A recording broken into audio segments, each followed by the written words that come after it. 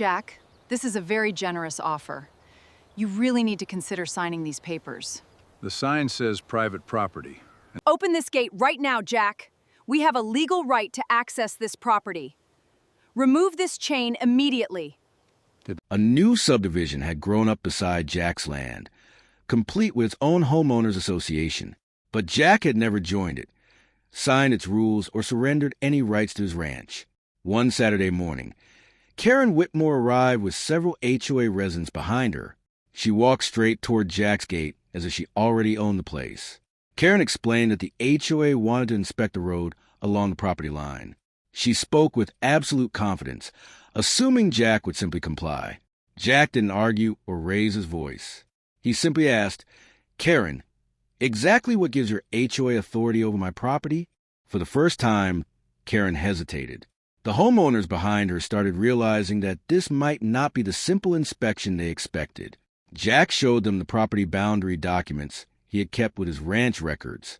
The boundary clearly placed his entire ranch outside the HOA development. The survey map made the situation even clearer. The HOA boundary stopped at the subdivision road, nowhere near Jack's private ranch. Jack looked at Karen and calmly delivered the sentence that stopped everyone cold. "I'm not in your HOA." Nobody answered immediately. The same people who had arrived expecting compliance were suddenly standing there without an argument. Karen flipped through her paperwork, searching for something that supported her claim. But every document she checked referred to the subdivision, not Jack's ranch. The homeowners began asking questions Karen didn't seem prepared to answer. "Are you sure this property is actually part of our HOA?" Jack explained that the ranch had been established years before the subdivision existed. The HOA had been created around the neighborhood, not around his land. The physical property line had been there for years. The subdivision had simply grown around it, making the boundary easy to misunderstand from a distance. Karen tried one more argument, saying the HOA had concerns about the road near the boundary. Jack replied that concerns were welcome, but permission to enter private property was a separate matter. Jack offered to discuss anything concerning the public road from outside his property. He made it clear that cooperation was possible without pretending the HOA owned his land. Slowly, the homeowners understood what had happened. They had followed Karen onto the ranch road without first confirming whether the HOA actually had jurisdiction there. Jack wasn't trying to win a shouting match.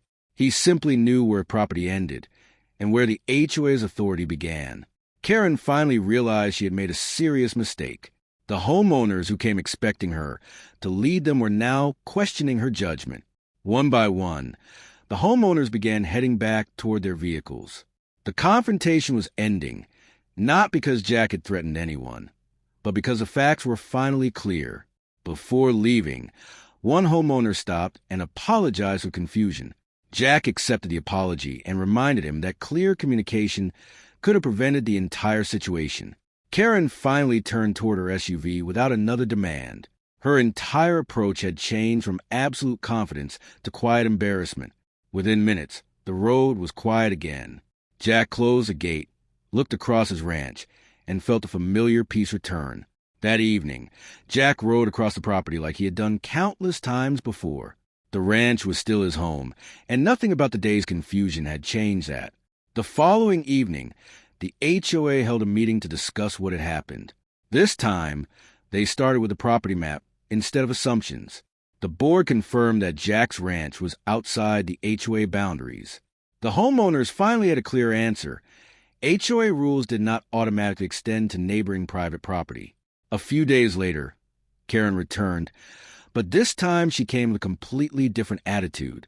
She asked to discuss the neighboring road as a resident, not as someone claiming authority over Jack's ranch. Jack agreed to keep the conversation open as neighbors. The conflict ended with something neither side expected: a simple understanding of boundaries and mutual respect. Jack never needed to shout, threaten, or hide anything. He simply knew his rights and calmly stood by the facts. If you enjoyed this HOA story, subscribe, and tell me in the comments, where are you watching from?